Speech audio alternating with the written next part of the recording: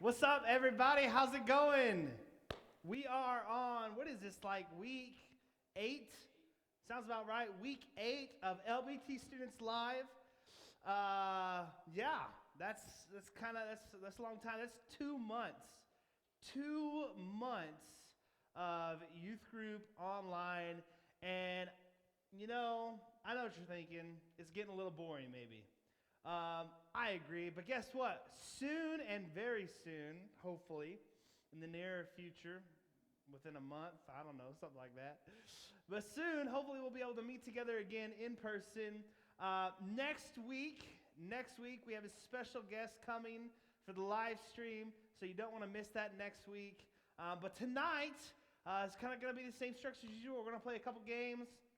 We're going to have a lesson, and then we're going to jump into our Zoom small groups afterwards. Hey, I encourage you, share this video, get someone to watch, join us online. Right now, I'm open on Facebook on my iPad, and I'm open on YouTube on my phone. So if you want to leave me a comment, type it in there. I'll see it here any moment.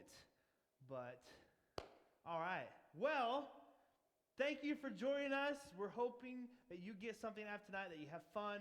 I encourage you, like I said, text somebody, share this video with somebody, get people watching right now in this moment. Tonight, I have a special message talking about the comparison game and how we should stop comparing. And so if you know somebody right now that's really struggling with their life and they're comparing themselves to a lot of other things, I encourage you, share this video with them. Hopefully it'll be an encouragement for them tonight. So let's get started with our first game. Now, if you're joining us for the first time tonight, or if you've forgotten, we play screen games on youth group night. And how you participate in this game is you leave an answer to the questions on the screen in the comments. Rachel, my wife, is on the other side of Lima at our house. She's keeping track of all this information, and she'll let me know who the winner is, and then we'll announce the winner at the end of tonight. So you got to stay with us all night, listen to the message, and then at the end of the night, we'll announce the winner. Now, last week, the prizes for the winner was if you won, we would have pizza delivered to your house. Kaylee Gibson was one of those winners. Last night, she cashed in that prize. We sent her a pepperoni large pizza from east of Chicago to her house at 5 p.m. but she was one of the winners. The other winner was, I think, Tanner Zwiebel. She hasn't cashed that in yet. I think she's in Tennessee. So this time, tonight, the prizes for the game is exciting because instead of pizza, we're going to deliver any fast food joint that you want. We're talking Panda Express, Five Guys, Chipotle, Taco Bell, McDonald's, Wendy's, Arby's, all of those kinds of places. So if you win the game tonight, we're going to, they don't have delivery, so hopefully we can get it through Grubhub or DoorDash or something. But if they don't, then me or my wife personally will deliver this food to you whenever you want it, whatever you want. Don't go ridiculous, obviously, but we're going to deliver a meal to you and your family. That is the prize for tonight's games. So, without further ado, let's get started with our first game. Our first game tonight is called Teen Driver Quiz. Now, I know some of you are already driving, and some of you are training to be drivers. And so we're going to challenge you, on this quiz. Can you get this right? Can you, follow these questions. These are questions from a real driving test. Each question is multiple choice. And you're going to decide if you think you're ready for the open road. And so choose wisely, and let's find out if you're ready to start driving. First one. All right, what should you do if you see this sign? What should you do if you see this sign? A, prepare to avoid potholes. B, prepare for a steep hill ahead. C, prepare for a winding road ahead. Or D, prepare for large snakes ahead. We're talking anacondas. What was that movie? I think it was called Anaconda. And giant snakes. So is it A, B, C, or D? A, B, C, or D? Which one do you think is the correct form of action for this sign? Let's find out. The answer is C. C, prepare for a winding road ahead. I like the first one, though. Prepare to avoid potholes. You should always prepare to avoid potholes no matter where you're driving, especially in Lima, because there are potholes everywhere. And if you ever go to Michigan, it's even worse. All right, next one. Let's see, who got that right? Kaylee, Ilana, cool. Cassie, Ethan. All right, under normal driving, this is question number 2. Under normal driving conditions, a safe distance between your car and the car ahead of you is what? Is it A, 3 seconds behind the vehicle, B, 100 feet behind the vehicle, C, 1 car length behind the vehicle, or D, as close as it takes to read that funny Trump bumper sticker? Which one is the correct answer? Actually, when I was in driver's ed, they taught us, I'm not going to tell you the answer because I would be telling you close to what the answer is, so I'll tell you afterwards. So what do you think? A, B, C, or D? Let's find out. Ilana says, okay, I wasn't ready yet. Ilana says B, Kaylee says C, Ethan says C. The correct answer is A. Now, I was taught in driver's ed that it would be a car length for every 10 miles per hour. So a car length for every 10 miles per hour. So if you were going 10 miles per hour, that'd be 1 car length. If you're going 20, that'd be 2. If you're going 30, that'd be 3. If you're going 40, that'd be 4. That was what I was taught in driver's ed. But apparently now it's 3 seconds behind the vehicle. Next one. Question number 3. What does this sign mean? A, elevator ahead. B, two-way traffic ahead. C, left or right turn ahead. Or D, what goes down must come up. What goes up must come down. That's the way it's supposed to say. What goes down must come up. Oh, okay, I get it. Down, up. Who's saying what? Alana says B. Kaylee says B. Cassie says B. Ethan says B. Let's find out. The correct answer is B. Good job. All right, question number 4. While driving, when must you turn on your headlights? This is important. When driving, when must you turn on your headlights? A, when you can see the moon. B, when the sun has set. C, when you want to see deer crossing the road. Or D, when you're done secretly following someone. When you're done secretly following someone.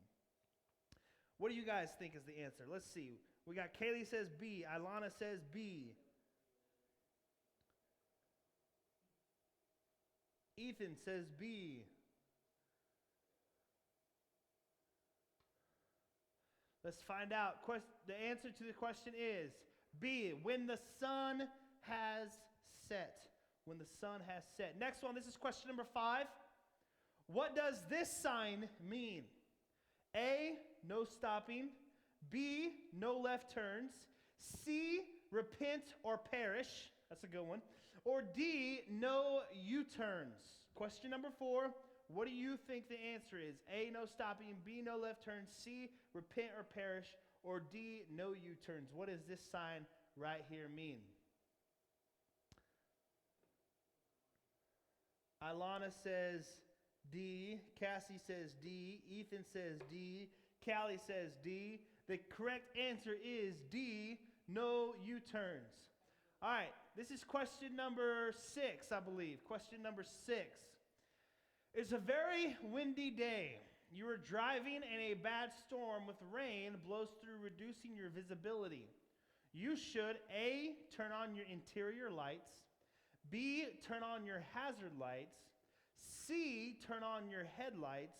Or D, turn on some T-Swift and just shake it off. Shake, shake. Shake it off. I don't know if that's how it goes. Something like that. Oh, man.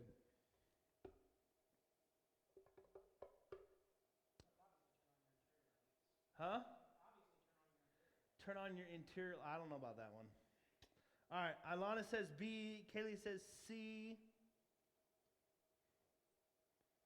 Cassie says C. Let's find out. The correct answer is C. Turn on your headlights. All right, next question. This is question number 7.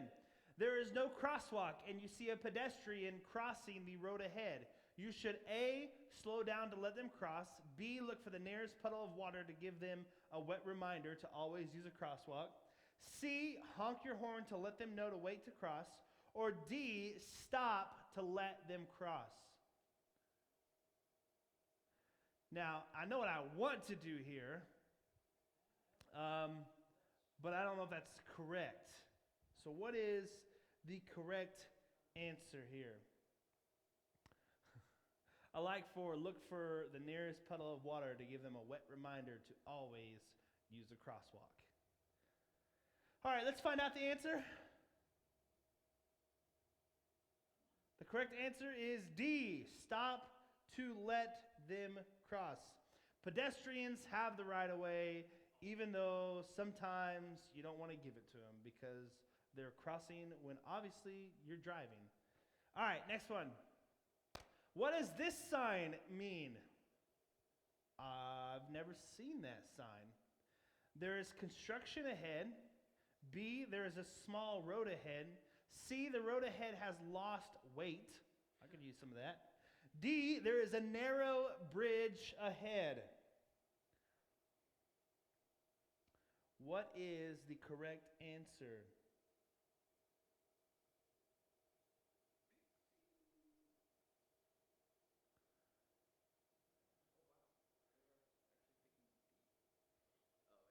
Okay, I think that it's D. Let's find out. Correct answer is D. There is a narrow bridge ahead. All right, which number question are we on?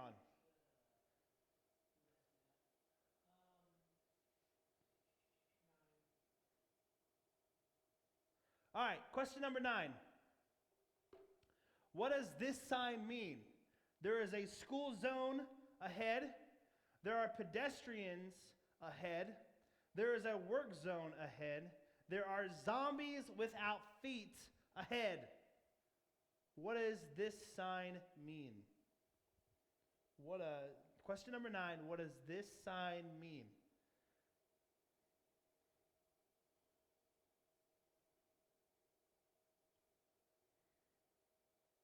Let's find out. There is a school zone ahead. A. The correct answer is A. Next one. Question number 10. Question number 10. Question number 10. The traffic light you're approaching is flashing yellow. What should you do? This is important. Okay? It's flat, not solid yellow, it's flashing yellow. A, treat it as a stop sign. B, proceed with caution. C, stop and wait until no cars are coming. Or D, pull over and see what Morse code the traffic light is spelling out. What is the correct answer? Question number 10, when you see a flashing yellow light. Flashing yellow light. All right, let's find out the answer. B, proceed with caution. B, proceed with caution. All right, question number 11. Question. Oh, is that it? Okay, never mind. That's the last question. That's it. All right, so Rachel's going to let me know who won that game. And we'll find that out in just a little bit. All right, let's get started. Is there a tiebreaker on that one? There is a tiebreaker on that one. All right, well, we're going to have to do it. Rachel says there's a tie. All right, here's a tiebreaker. Make the best race car sound you can. The audience will... Oh, that doesn't work. Vroom, vroom. All right, here's how we're going to do it. I'm going to change it up.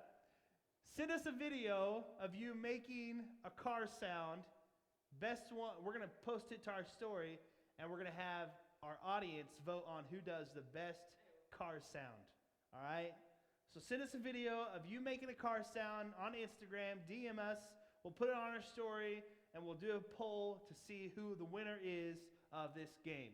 All right, our next game is why does this exist? Why does this exist? Go ahead, Gary. We're going to show you, and you're going to be presented with a picture of an uncommon tool or an uncommon object or device, along with two possible explanations for why that item exists. So you're going to have a 50-50 chance of getting this right. Your job is to figure out the object's true purpose as to why does it exist. Each one of these objects were designed for a specific purpose, and you're going to help us figure out what is that specific purpose. All right, let's get started with the first one. All right. This is called a Halligan bar. It's a forcible entry tool used by police and firefighters to bust into hard-to-access places. Or, this is called a Platt's sower. It's a gardening tool used primarily in arid climates to prepare tough soil for planting small crops. Which one do you think that this tool was created to do? 1 or 2? Option 1 or option 2?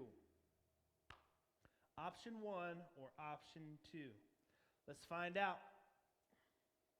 The correct answer is option 1. It is called a Halligan bar. It is used to forcible entry by police and firefighters into hard-to-access places.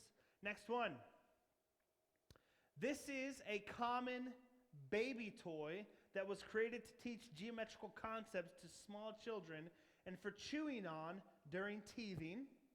Or, this is a cable manager that separates and organizes your electronic cables.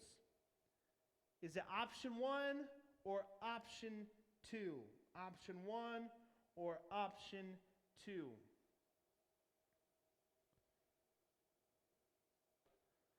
Let's find out. The correct answer is option 2. This is a cable manager that separates and organizes your electronic cables. All right, next one. This is tool number 3. Tool number 3. This is known as an automobile blood pressure reader that checks for pressure and spacing in your car's shocks. Y'all even know what car shocks are? Probably not. Or option 2. And option 2 is, this is called an inflatable shim, and it holds a door or window in place while you work on a project. Is it option 1 or option 2? Option 1 or option 2? I know what this is. I've used one of these before. I have never checked the spacing in my car's shocks. And so the correct answer is option number 2. It is an inflatable shim that holds a door or window in place while you install or work on a project. Next one. You can also use one of those, no, I'm not going to tell you, to open a door so you can get something down, like a car door, get something down in it. All right. This is a double-sided fishing magnet that's used for finding metal objects. Or this is a small weight that's added to a fishing line to help control casting. What is the correct answer? Option number 1 or option number 2? A double-sided fishing magnet for finding metal objects, or a weight to help control casting.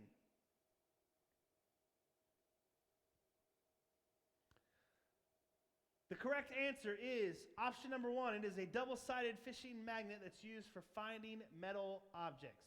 Next one. All right, this is called an adze. It's a carving tool that's used to smooth wood for woodworking. Or this is called a zade. It's a demolition aid that's used to shave paint and residue off of drywall. What is the correct answer? Option number 1 or option number 2?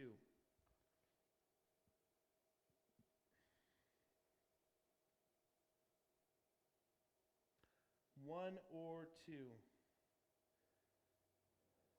I've never actually used one of these, but I've seen one used before. And I've seen them used in the older day videos, like whatnot, to actually shape rafters or to shape a canoe from a log. So the correct answer is option number 1. This is called an adze. I don't know if I'm saying that right. Adze. It's a carving tool that's used to smooth wood for woodworking. All right, next one. This is called a garby. It's a simple tool used to space out objects during woodworking and crafting. Option number 2. This is called a darby. It's a simple tool used to flatten concrete. Man, Ethan and Hewitt should be getting these really easily because their dad probably has used every one of these things at some point. So they should know these. Is it option number 1 or option number 2?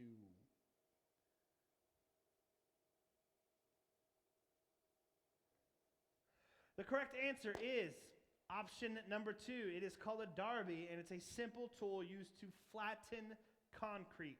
All right, next one. This thing looks weird.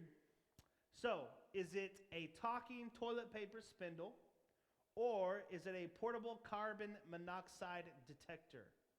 Option number 1 or option number 2? It's a talking toilet paper spindle, or it's a portable carbon monoxide detector.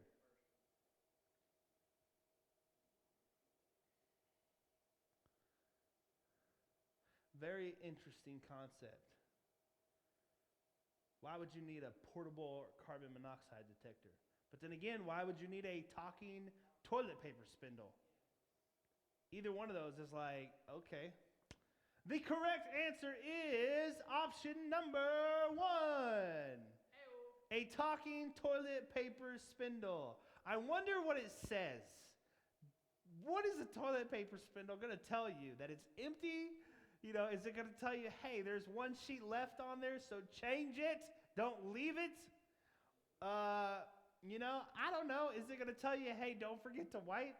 You know, I don't know, man. A talking toilet paper spindle. I kind of want one of those, just to see what it says.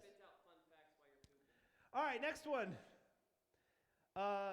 Something, I don't know what that is. You wear this small device on the sides of your head, and it uses electrical impulses to help you feel relaxed and calm.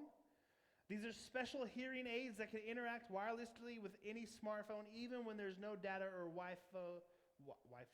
Wi-Fi available. Which one? Option number 1 or option number 2?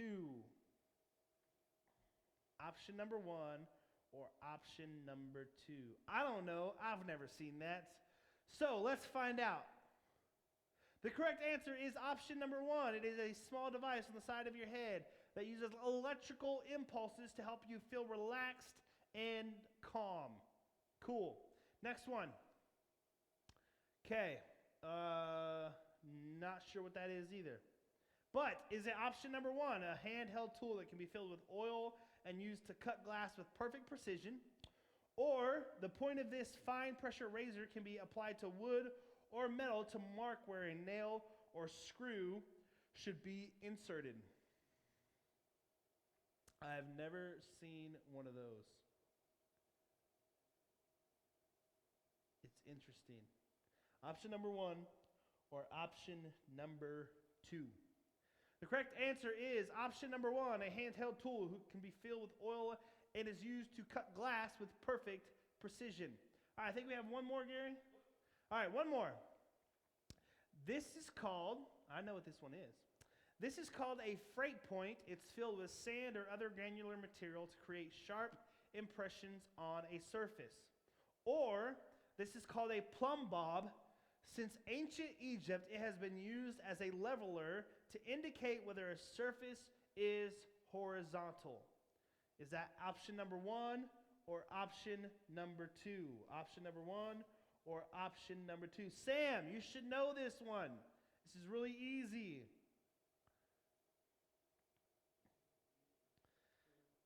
I've never actually used one. But yeah, I usually just use a bubble level, if that gives you a hint. The correct answer is option number 2. This is called a plumb bob. And since ancient Egypt, it has been used as a leveler to indicate whether a surface is horizontal. Good job, everybody. Rachel let us know who the winners are. I'll tell you who the winners are at the end of tonight after the lesson. So stay engaged, stay plugged in. Share this video with somebody. Get someone engaged in on the message for tonight that we're going to have in just a couple minutes. But before we get to that, let's jump over to Cool Carl and see what he has to say with us, he has to tell us about going back to church in a few weeks.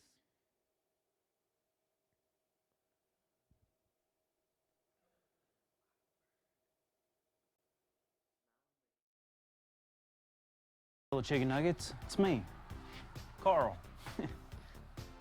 What's up? So some of you are finally coming out of lockdown and your lives are starting to go back to normal. Huzzah. How exciting. And that means we're going to be going back to church real soon. And with church comes the old greeting time. But things have changed. We can no longer greet each other the same old way because of germs and stuff like that. And we don't want to risk going back in quarantine again. That was rough. Real rough. I'll kill you! I'll kill you! Well, have no fear. Us here at Sunday Cool have put together a couple of post-quarantine greetings. And these greetings will not only make your friends feel reunited, but they'll also make them feel safe. And safety is my number 4 priority. Don't ask me about the other 3. Okay, I'll tell you. Number 3, eat more cantaloupes, stay away from antelopes. Number 2, if you have corduroy, wear it. Number 1, if you have AA batteries, keep them in your pocket, because you'll never know when you need a AA battery.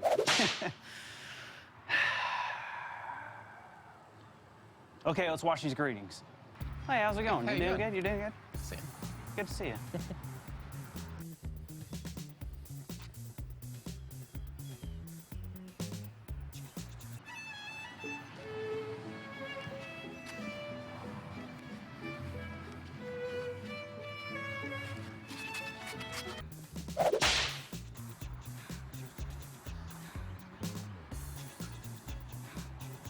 Hey, how's it going?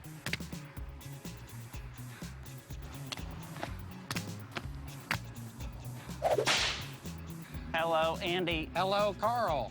How are you today? Good, you? Good. Oh, no. What's I happening? think we are shutting down. Oh, no. I was just beginning to love.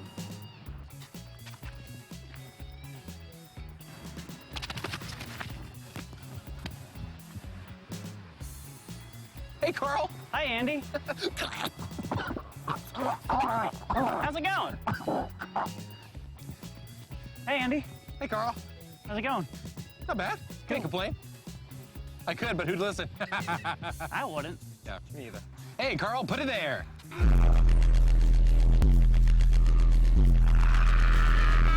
Za. Sa. Yellow. And then I said, that's not a toaster, that's my wife. That's incredibly inappropriate. It's a joke. Hey, Andy. Hey, Carl. Chest bump? Sure. You okay? Let me help you. Yeah. Let me.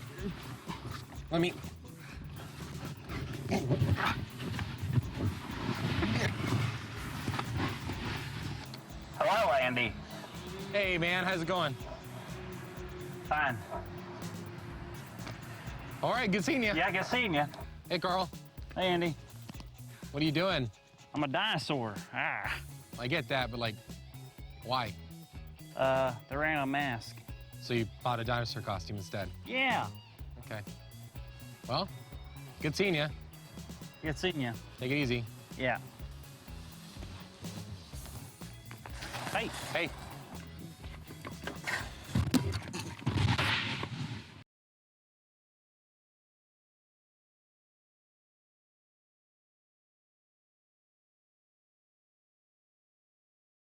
Toilet paper spindle on Amazon.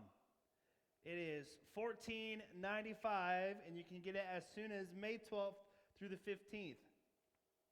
Thanks, Steve. So it really exists, and it can be bought on Amazon. Very interesting. Very interesting.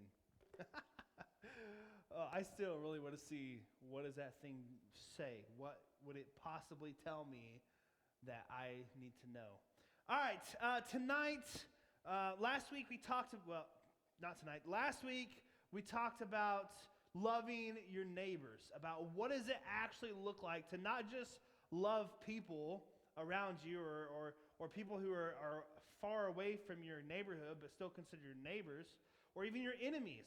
But we talked specifically about how to love the neighbors who literally live on your block or around your house. And hey, if you had an opportunity to show love to a neighbor,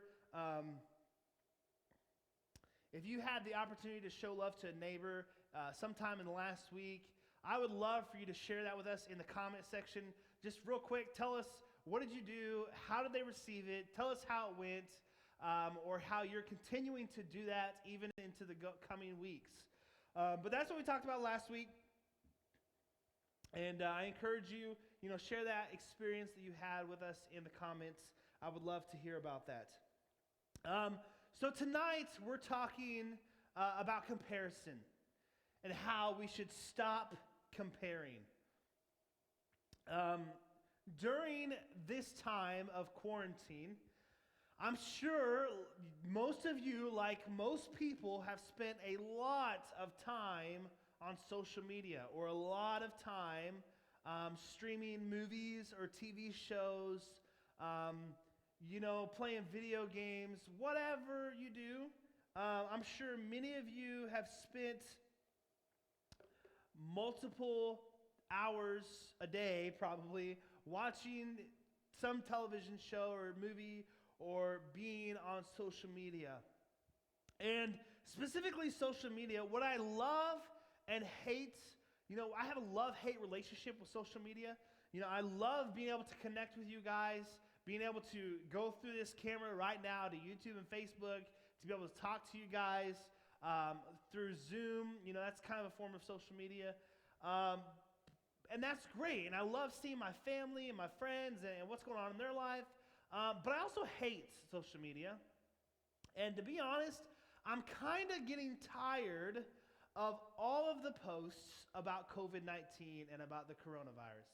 I'm kind of getting tired of going through my phone and scrolling through Facebook and seeing like 2,500 different churches streaming a service or a Bible study. I'm kind of getting tired of the whole everything happening through social media aspect. I'm ready for real people. I'm ready for real relationships to happen. I'm ready to be able to meet with you guys in this room. And I'm just tired of everyone spending all their time on social media. Because what happens with social media is that it gives you a window into people's lives of what they think what people think that you want them to see. And so you begin comparing yourself with your friends, your family members, people you look up to, celebrities, pastors, communicators, whoever it is that you follow on social media. You begin to compare yourself with them.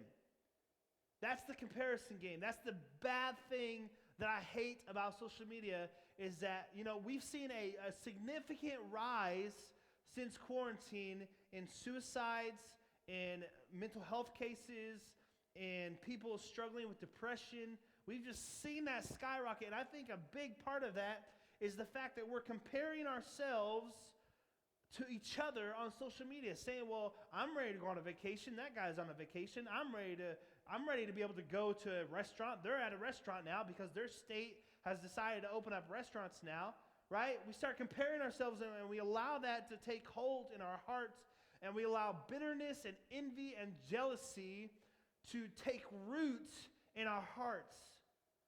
And like I said, I love and hate social media, and that's the hate part of social media. And so tonight I want to talk about a little bit about comparison and what comparison looks like and how we can stop comparing ourselves. Craig Groeschel says the fastest way to kill something special is to compare it with something else. I want to say that again. The fastest way to kill something special is to compare it with something else. How many of you guys have done that in your life? You've taken you or a situation or something you've received as a gift, and you've compared that thing to something else. That's the fastest way to kill it. This isn't just a problem. Listen, comparison is not just a problem for us in today's generation because of social media. Comparison is something that's been a problem throughout all history. Because the enemy knows that if he can get you to doubt something about yourself by comparing you with others, then he has won the battle. The enemy knows that, and so he's used comparison throughout the centuries to tear great men and women of God down. And tonight I want to look at three different distinct comparisons that we tend to make, and we can see a clear biblical example of it in the Bible. And the first one is a comparison of appearance. A comparison of appearance. What they look like, how they appear on the outside, their physical traits, whether it's good or bad. In Numbers 13, Israel is outside of the land of Canaan. And God tells them to go in and possess the land of Canaan. And the people of Israel decide to send in 12 spies. And these 12 spies go into the land of Canaan, and they spy out the land of Canaan for 40 days, and they come back, and they report to Moses and Aaron and to the nation of Israel that they went into the land that they sent them, and the land is flowing with milk and honey, and they show them the fruit of the land. And they talk about how awesome the land is that God has given them. But then they compare themselves with the Canaanites, with the Hittites, with the Jebusites, and the Amorites. They compare themselves to, and they call themselves grasshoppers. And they look at the Canaanites and all the other ites, all those, and they say they're giants compared to us. Their appearance was so much bigger than the Israelites. That's how they felt. They felt like grasshoppers. They said everybody was huge. And if you grew up in church, you know that the outcome of this situation, one person speaks up. Caleb says, he calls for silence, and he says, let's go up and take the land because we can do it. But the spies continue to spread rumors throughout the camp, and Israel doesn't want to go and take the land because they're afraid of the appearance of their enemies. They're afraid of the appearance of the Canaanites. They were afraid that they were giants and that they would just obliterate them. And so what you know, if you've grown up in churches, you know that because of this situation, because they compared their appearance with the appearance of somebody else and decided not to go in and possess the land of Canaan, you know that they spent the next 40 years wandering in the wilderness. And many of that generation never was able to go into the land of Canaan that God had promised them. All because they decided to compare the appearance of themselves with the appearance of the people who already lived in the land of Canaan. They had to thus travel and wander the wilderness for 40 years. Comparison of appearance causes us to miss out on what God has promised us. The comparison of appearance has caused us to miss out on what God has promised us. The second comparison I want to talk about is the comparison of assets. The comparison of assets are things that belong to you, or your possessions, things that you have. In Genesis 4, Cain and Abel, that's the story of Cain and Abel. And if you, like I said, if you grew up in church, you know the story of Cain and Abel. Cain kills Abel because he is jealous of what he had to offer to God. Comparison of assets. Cain gets jealous and gets envy in his heart because what Abel offered to God, what Abel had and gave to God, was bigger and better than what Cain did. And so Cain begins to think about the comparison of what they had given to the Lord.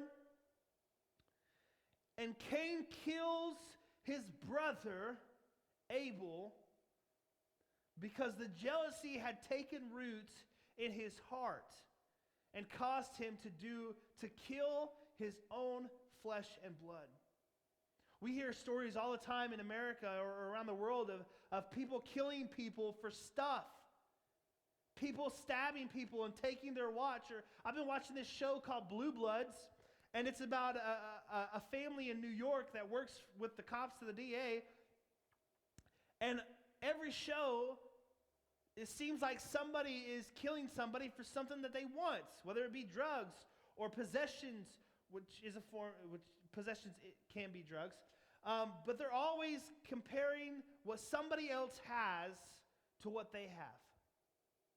And that causes bitterness and envy and strife, and it can lead to you killing somebody. Do you want to be a murderer?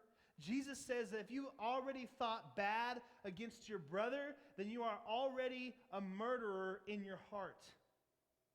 And so number 2 is comparisons of assets. Number 3 is comparison of abilities. Comparison of abilities, not or abilities, that's my typo, sorry about that. Comparison of abilities. In Genesis 25 and 26, we find the story of Jacob and Esau. Jacob and Esau, who are the sons of Isaac. And if you grew up in church, so you know this story. Jealousy takes root in Esau. In Jacob.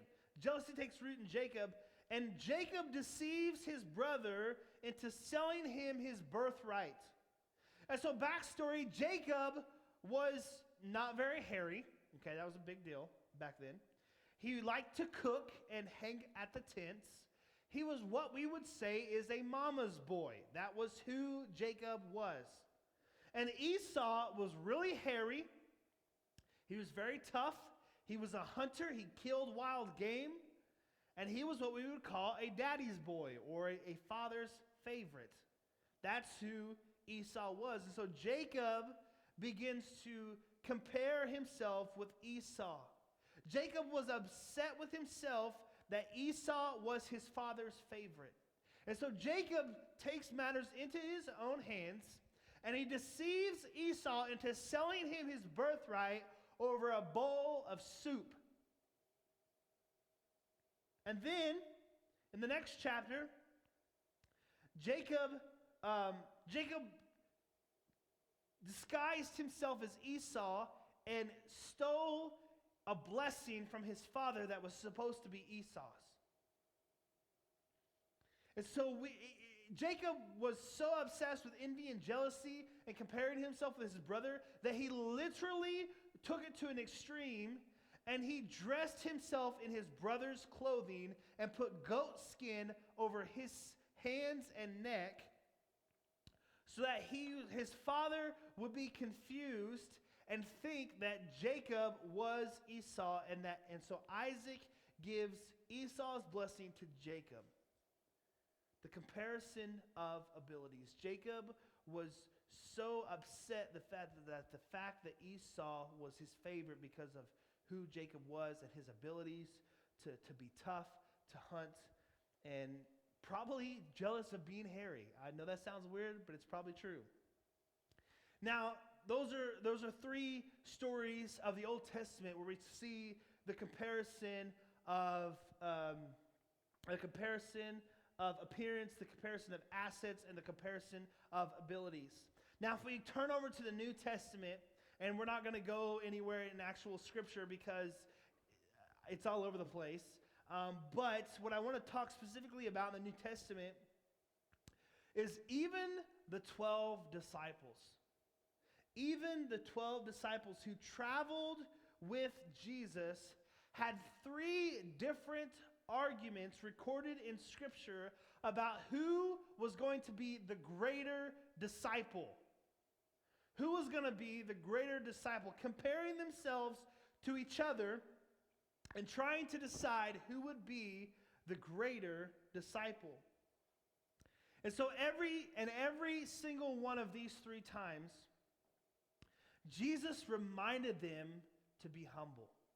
Jesus reminded them to serve others' interests above their own. So here's the truth. God made you exactly the way you were supposed to be and has given you exactly what you need for this moment in time. If you'll notice, I have an apple and an orange, and I have some apples and oranges here. You know, there's an old saying that you shouldn't compare apples and oranges, right? You shouldn't compare an apple with an orange, because even though they're both spherical objects, they both have a different purpose and a different makeup. God designed an apple and an orange to do what an apple and an orange do. An apple is sweet and sometimes tart, and people eat them, right? I think that's about it. You can make juice out of it. An orange, on the other hand, has vitamin D. The peeling is different than an apple. It's usually sweet, but it's totally different. It's a different texture. It's a different taste. An apple is kind of solid on the inside, whereas an orange has like little membrane cells that hold juice, and that's what makes it good. They're entirely different, and so you shouldn't compare an apple with an orange because an apple was never created to taste or be like an orange, and an orange was never created to taste or be like an apple. And so you shouldn't compare apples with oranges, because God didn't make an apple and an orange to be anything else but an apple and an orange. And so the truth is that God has, just like He designed and created apples and oranges, He made you exactly the way that you're supposed to be and has given you exactly what you need in this moment and time. Not that God isn't going to give you more in the future, but He's given what you need for this moment and this time of your life. Ephesians 2:10 says, "For we are God's handiwork," or in other translations it says workmanship, "created in Christ Jesus to do good works, which God prepared in advance for us to do." For we are God's handiwork, created in Christ Jesus to do good works, which God prepared in advance for us to do. We each have a specific calling on our life.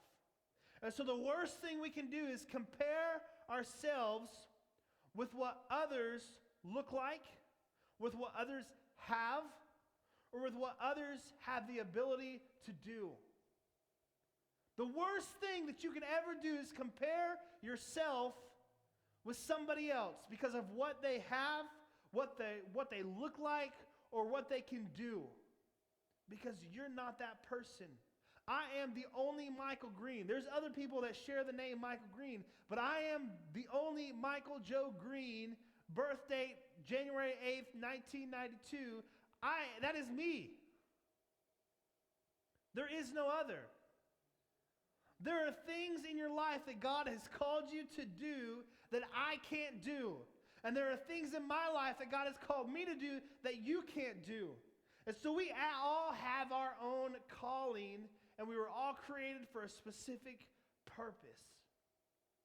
Hebrews 12:1-2 says, "Let us run with perseverance the race marked out for us."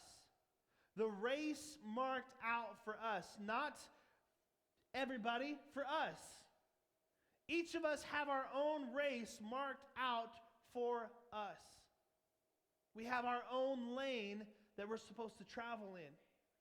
So let us run with perseverance the race marked out for us, fixing our eyes on Jesus, the pioneer and perfecter of our faith. I open up with this statement from Craig Groeschel. The fastest way to kill something special is to compare it with something else. The fastest way to kill something special is to compare it with something else. I want you to remember that next time you eat an apple or an orange, I want you to remember that you might not supposed to be an apple. You might not supposed to be an orange. You might supposed to be a pear or a banana or a peach or a kiwi or whatever.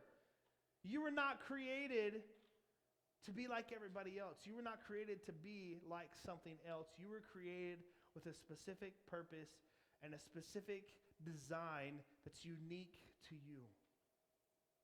And I want you to remember that, because the fastest way you can kill yourself mentally, spiritually, emotionally, and even physically is to compare yourself with somebody else because of what they look like, because of what they have, or because of what they can do. And so don't compare yourself and your calling with others. Trust that God is God and that He works out all things for our good and for His glory. Remember that. Don't compare yourself. Trust that God is God and He has everything figured out, and it's all for our good and His glory. Okay? That's my message for you guys tonight. I hope you got something from it. I hope you took some notes. Hey, like I said earlier, man, share how these messages are speaking to you. I want to know, how are these messages coming through this camera? How are they ministering to you, speaking to you? You know, how are you putting these lessons into action? Man, share that with us in the comments. Send us a DM on Instagram. I want to hear from you guys so that I know what I'm supposed to be telling you and what I'm supposed to be sharing with you. Real quick, the winners for tonight's game.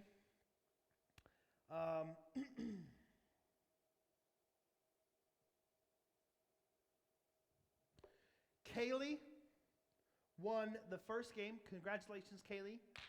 DM us and tell us what fast food you want and when, and we'll get it to you.